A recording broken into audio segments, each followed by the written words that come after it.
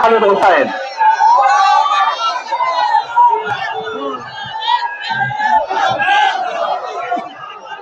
বিসমিল্লাহির রহমানির রহিম। নাহমাদুহু ওয়া নুসাল্লি আলা রাসূলিল কারীম, আম্মা বাদ। আজকের ওলামা মাশায়েখদের এই মোবারক সম্মেলনের মোহতারাম সভাপতি চরমুড়ার পীর সাহেব হুজুর জিদত আলাইকুম, ওলামায়ে কেরাম, দিনদার মুসলমান ভাইয়া, আল্লাহ তাআলার শুকরিয়া আদায় করি যে আজকের এই মোবারক মাহফিলে হাজির হতে পারলাম। আল্লাহ তাআলা তৌফিক দিলেন, আলহামদুলিল্লাহ। আমি এর আগেও বহুবার এইরকম দ্বীনে মজলিসে চরমুড়ায় সালানা মাহফিল আমি হাজির হয়েছি। আপনারা জানেন আলেম ওলামা মাশায়েখ, পীর মাশায়েখরা শত শত বছর ধরে এই বাংলায় দাওয়াত, তাবলীগ, তালিম, তাজকিয়া নফস, মানুষের মধ্যে ইসলামী ভাবধারা জাগরণের ক্ষেত্রে, ইসলামী মূল্যবোধ প্রতিষ্ঠার ক্ষেত্রে আপ্রাণ চেষ্টা করে গেছেন, এখনো যাচ্ছেন। আলেমদের মেহনত ব্যর্থ হয় নাই, আগামী দিনেও ব্যর্থ হবে না। এবং আমি একটা কথা স্পষ্ট করে বলি, ইসলাম, আল্লাহ, রসুল, কোরআন, আখিরাত, জান্নাত, জাহান্নাম, এগুলোর ব্যাখ্যা দিবেন আলেম ওলামা। আমি আপনি যারা জীবনে মাদ্রাসায় পড়ি নাই, আমাদের বুকের ভিতরে দ্বীনে এলম নাই, আমরা যদি এগুলো ব্যাখ্যা দিতে চাই তাহলে উলট পালট কথা বের হবে। এই উলট পালট কথা বের হলে প্রতিবাদ করা আলেমদের দায়িত্ব। এবং আমাদের যে সিআরপিসি, ক্রিমিনাল প্রসিডিউর যেটা আছে, দণ্ডবিধি, এটার অপরাধী হয়ে যাব। কেউ ধর্ম যদি না মানতে চায়, আমাদের দণ্ডবিধিতে আছে মুসলমানরা পারিবারিক আইন মেনে চলবে, শরিয়া মেনে চলবে। এটা আমাদের পারিবারিক আইন 1961 ইংরেজির ওই বিধানে আছে। কেউ যদি ধর্ম মানতে না চায়, আমি মানবো না, না মানো, আল্লাহকে তুমি হিসাব দিবে। কিন্তু ধর্মকে কটূক্তি করে, ধর্মকে ব্যঙ্গ করে, ধর্মের অপব্যাখ্যা করে জনগণের সেন্টিমেন্টকে উস্কে দেওয়ার ক্ষমতা কারো নাই। আইনের ব্যাখ্যা যদি লাগে তো বিচারপতি লাগবে, হাইকোর্টের আইনজীবীদের লাগবে আইনের ব্যাখ্যা করার জন্য। আমি যদি চিকিৎসা বিজ্ঞান নিয়ে কোন ব্যাখ্যা জানতে চাই, তাহলে পিছে hospital, medical college, Barishal medical কলেজের যারা বড় বড় ডাক্তার, স্পেশালিস্ট, তাদের মতামত লাগবে। ইসলাম সম্পর্কে যদি কেউ কোনো কমেন্টস করতে চায়, সেটা আলেম ওলামাদের মন্তব্যের সাথে ঐক্যমত্য হতে হবে, না হলে সংঘাত অনিবার্য হয়ে পড়ে। আমরা যখন দায়িত্ব নিয়েছি 2024 সালের 8ই আগস্ট, আমি প্রথম ঢাকায় এসে উঠেছি এই যে আমার ভাই মাওলানা ফয়জুল বাড়ি মাসুদ সাহেবের ওখানে, এবং অধ্যক্ষ ইউনুস সাহেব, জিদত আলাইকুম, আমাদের চরমুনায়ের মোহতারাম পীর সাহেব, আমার মুরব্বী, উনি আমাকে বলেছেন যে আপনি ঢাকা আসেন। আমি উপদেষ্টা হব সেটা আমি 24 ঘন্টা আগেও জানি না। এটা আল্লাহ তাআলার দান, আমার মুরব্বীদের মেহনত। আমি উঠে ওখানে এসেছি। আমি মাগরিবের আগ পর্যন্ত জানি না রাত 8টায় আমার শপথ নিতে হবে। সেটা আল্লাহ তাআলার দান, ওনাদের মেহনত। অধ্যক্ষ ইউনুস সাহেব আমার ফোন করে বললেন যে আপনি সকালে ফ্লাইটে চলে আসেন। এসে মাসুদ ভাইয়ের ওখানে উঠেছি, দুপুরের ভাত খেয়েছি। 1900 ওদিকে যাওয়ার সময় একেবারে বঙ্গভবনে ঢুকে গেছি। একজন মন্ত্রী বা উপদেষ্টা দিয়ে আমাদের কাঙ্ক্ষিত সাফল্য অর্জিত হবে না। পার্লামেন্টের 200 আসন যদি আদর্শিক রাষ্ট্র যারা চান, তারা যদি গঠন করতে পারেন, রাষ্ট্রীয় কাঠামোর পরিবর্তন ঘটবে। আমাকে দিয়ে যদি আপনি বলেন শরিয়া আইন নাফেজ করেন, এটা আমার পক্ষে সম্ভব না। আমার তো হাত পা বাঁধা, আমি রুলস রেগুলেশনস, বিধির বাইরে যেতে পারি না। এই বিধি যদি পরিবর্তন করতে চান, তাহলে পার্লামেন্টের অধিকাংশ আসনে আদর্শিক যাদের অন্তরের ভিতরে তাকওয়া আছে, সততা আছে, প্রোঅ্যাক্টিভনেস আছে, তাদেরকে পার্লামেন্টে পাঠাতে হবে। এবং আমি সবসময় বলি, আলেম ওলামাদের সাথে জনগণের সম্পর্ক আছে। আলেম ওলামারা হচ্ছেন সামাজিক শক্তির প্রতীক। একজন ইমাম, একজন পীর সাহেব, একজন আলেম, তার সাথে সমাজের গণমানুষের সম্পর্ক আছে। এই সম্পর্কটাকে আগামী দিনে আরো সুদৃঢ়, মুস্তাহকাম, পায়দার বানাতে হবে। আমরা অন্ধকার থেকে আলোর পথে যাচ্ছি, আগামী দিনে নতুন আলোর সন্ধান পাবো। আমরা কোন ক্রমে আর অন্ধকার যুগে, অন্ধকার জগতে আমরা ফিরে যাব না। আমরা যখন দায়িত্ব নিয়েছি, আমাদের বৈদেশিক রিজার্ভ ছিল $20 বিলিয়ন, আমরা এখন 32+ উপরে নিয়ে গেছি। যতটুকু সম্ভব 15-16 মাসে 18 বছরের 16 বছরের জঞ্জাল পরিষ্কার করা সম্ভব নয়। কাঠামো আগে থেকে একটা কাঠামো তৈরি হয়ে আছে, আমরা এই কাঠামোর ভিতরে আমাদের চলতে হয়, সীমাবদ্ধতার ভিতরে। আমরা অনেক কিছু পেরেছি, অনেকটা পারি নাই। যেটা পারি নাই আগামী দিনে সরকার সেটা করবেন, আর যেটা পেরেছি এটা আল্লাহ তাআলার রহমত, আপনাদের দোয়া। আমি বারবার একথা বলছি, আমরা কোন ক্রমে আইন হাতে নেব না।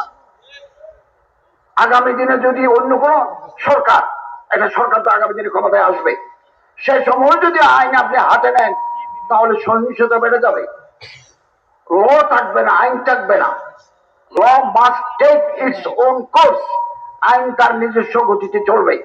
আমি যদি কোনো অন্যায় দেখি, ধর্মীয় সেন্টিমেন্টে আঘাত লাগে দেখি, তাহলে দেশে পুলিশ আছে, র্যাব আছে, ডিসি আছে, ইউনো আছে, স্বরাষ্ট্র মন্ত্রণালয় আছে, আমরা আছি। আমরা এই দেশে ধর্মের নামে অপব্যাখ্যা কেউ করে মানুষের মধ্যে বিশৃঙ্খলা সৃষ্টি করবে, এই সুযোগ আমরা দেব না। আমরা বারবার আপনাদের আশ্বস্ত করছি, বিভিন্ন জায়গায় কিছু মানুষ ধর্ম নিয়ে, আল্লাহ রসুল নিয়ে আজে বাজে কথা বলে, আমরা উইদিন শর্টেস্ট পসিবল টাইম আমরা তাদেরকে ধরে আইনের আওতায় নিয়ে এসেছি। আগামী দিনেও আমরা এই বাংলায় যদি কেউ রসুল নিয়ে, আল্লাহ নিয়ে, ধর্ম নিয়ে, নাচ নিয়ে কোন ধরনের বেয়াদবি করে, কটূক্তি করে আইন আছে, আমরা তাদেরকে আইনের আওতায় আনবো এবং কোন অপব্যাখ্যা আমরা এটা গ্রহণ করব না। আমরা গ্রহণ করব মূল ধারার হক্কানি, রব্বানি, ওলামা, মাশায়েখ, জুআমা, নুকাবা, ওরাফা যারা আছেন, তাদের ব্যাখ্যায় গ্রহণযোগ্য হবে। আমাদের দেশে বহু মানুষ কোরআন শরীফের তর্জমা করছেন, তাফসীর লিখছেন, এগুলো মানুষের কাছে গ্রহণযোগ্যতা পায় নাই। তাফসীর হযরত ওমর লিখেন নাই, হযরত আবু বকর তাফসীর লিখেন নাই, হযরত উসমান, হযরত আলী তাফসীর লিখেন নাই, তাফসীর লিখেছেন আব্দুল্লাহ ইবনে আব্বাস, তাফসীর লিখেছেন তাবারি, তাফসীর লিখেছেন ইমাদউদ্দিন ইবনে কাসির, তাফসীর লিখেছেন মুফতি মুহাম্মদ শফি রাহমাতুল্লাহ, তাফসীর লিখেছেন আল্লামা শিবির আহমদ উসমানী।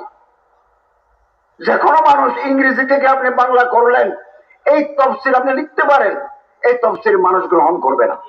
এদেশের মানুষের ধর্মের বিষয়ে অগাধ আস্থা আলেম, ওলামা, হক্কানি, পীর, মাশায়েখের উপর। এবং এই মাঠে এক সময় 5,000 মানুষের সমাবেশ হইত, আজকে 5 কোটি মানুষের সমাবেশ হয়। এটা হচ্ছে দেশের মানুষ সত্যিকারের ইসলাম,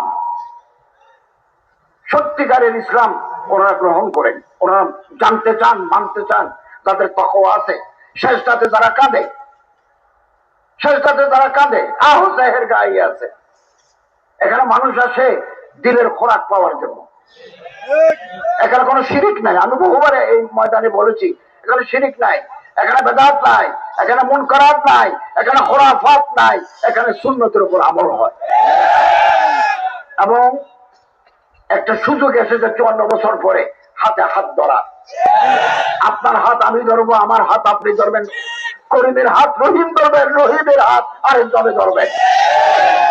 সুযোগ বারবার আসে না, ঐক্যবদ্ধ থাকতে হবে। কম মজহব সে হে, মজহব जो नहीं तुम भी नहीं, जज्बे बाहम जो नहीं महफिले अंजुम भी नहीं।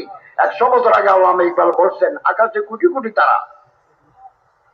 অবাক করবেন, কোনদিন সৌদি আরব গেলে ওই যে ক্লক টাওয়ারের উপরে 250 রিয়াল দিলে আপনাকে নিয়ে যাবে ফলকিয়াতে। যদি যা, আমি এদিন গেছি, চুক্তি করতে গেছি, যে ওখানে গেছি।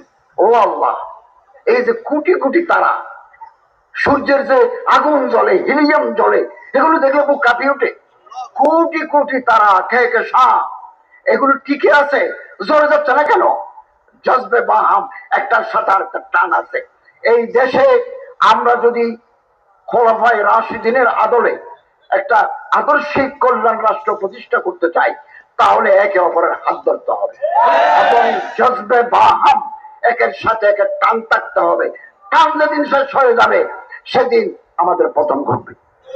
এবং প্রশাসন, পুলিশ প্রশাসন, সিভিল অ্যাডমিনিস্ট্রেশন, আইনসভা, সব জায়গায় যদি আল্লাহর ডর আছে, তখনও আছে, দিনদার পরহেজগার মানুষ এই রাষ্ট্রীয় ক্ষমতায় অধিষ্ঠিত না হয়, তাহলে বারবার আমরা ভুল করব, বারবার আমাদের জন্য দুর্যোগ নেমে আসবে।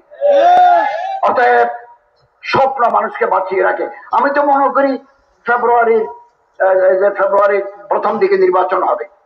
এটা আমাদের শর্ট টার্ম প্রজেক্ট। আমরা চেষ্টা করব, এদেশের মানুষ চেষ্টা করবে সুষ্ঠু, অবাধ, নিরপেক্ষ, ইনক্লুসিভ একটা নির্বাচন দেওয়ার জন্য। সরকারের আন্তরিকতার বিলকুল অভাব নাই, কিন্তু কেন্দ্র পাহারা দেওয়া, সুষ্ঠু নির্বাচন সম্পন্ন করার দায়িত্ব আপনাদের। আমরা, আমাদের গভর্নমেন্ট, প্রফেসর ডক্টর ইউনূস সাহেবের সরকার আপনাদের পাশে আছে। আপনারা প্রতিটি কেন্দ্রে থাকবেন, যার ভোট যিনি ইচ্ছা করবেন সে প্রতীকে দিবেন। কেউ যেন ব্যালট বাক্স চিন্তা করতে না পারে, একজনের প্রাপ্ত ভোট আরেকজনের জন্য নিয়ে পালিয়ে যেতে না পারে। গভর্নমেন্ট 100% সতর্ক থাকবে, তার ল এনফোর্সমেন্ট এজেন্সি দিয়ে আপনাদের পাশে থাকতে হবে। তো আল্লাহ তাআলা আমাদের তৌফিক দান করুন। আগামী দিন যেটা আসবে, আমরা অপেক্ষা করছি, একটা সুন্দর নির্বাচন হবে। নির্বাচনের পরে আমরা আমাদের পুরনো ঠিকানায় ফিরে যাব। এবং আমাদের প্রফেসর ডক্টর ইউনূস সাহেবকে আমি জিজ্ঞাসা করেছি, স্যার আপনার পরবর্তী কি নির্দেশনা? তিনি বললেন, আমিও নির্বাচন দিয়ে আমি আমার কাছে ফিরে যাব। আমরা আগামী সরকার যারা গঠন করবেন, যারা আসবেন সুষ্ঠু নির্বাচনের মাধ্যমে, আমরা আশা করব তারা আমাদের অসমাপ্ত কাজগুলো সমাপ্ত করবেন এবং জনগণের আশা আকাঙ্ক্ষা তারা পূরণ করবেন। কিছু অসুবিধা তো থাকেই, সবসময় থাকে। আমাকে কেউ গুরুত্ব দিল না, তাতে কিছু আসে যায় না। আমি সমাজে এমন অবদান রাখবো, গুরুত্ব দিতে তারা বাধ্য হবে। এই গুরুত্ব আমাকে তৈরি করতে হবে। আমাকে মানুষ গালি দিয়ে, আজে বাজে কথা বলে, আমি এগুলো দেখি না। আমি আজকে আসছি যে ঢাকা থেকে লঞ্চে, আমি লঞ্চের উপরে রাত 1টা পর্যন্ত ফাইল স্বাক্ষর করেছি এবং এখন ফোন করে মিনিস্ট্রির খোঁজ নেব। আমাদের রাত দিন 24 ঘন্টা কাজ, 9টা 8টা 4টা কাজ নয়। এইরকম পার্লামেন্টে আপনি যদি আলেম বানাতে পারেন, মন্ত্রী বানাতে পারেন, সচিব বানাতে পারেন, দেশের চেহারা পাল্টে যাবে। ওই দিন আমাদের অপেক্ষা করতে হবে। এটা হতে পারে ফেব্রুয়ারি, হতে পারে আরো পরে, হতে পারে 2030, 2050। সাহস হারালে চলবে না, সাহসের উপর ভর দিয়ে আমাদের এগিয়ে যেতে হবে। আল্লাহ তৌফিক ওয়াল মুওয়াফিক ওয়াল মুঈন। আসসালামু আলাইকুম।